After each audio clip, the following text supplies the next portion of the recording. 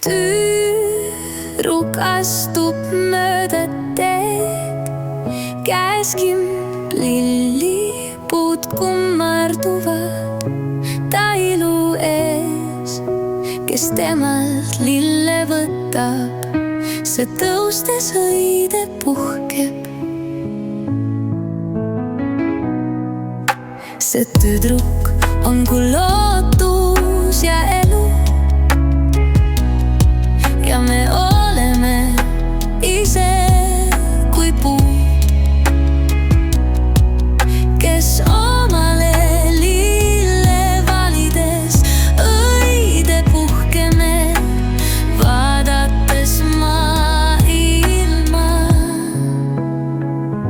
läbi armastuse ja kuulates südame.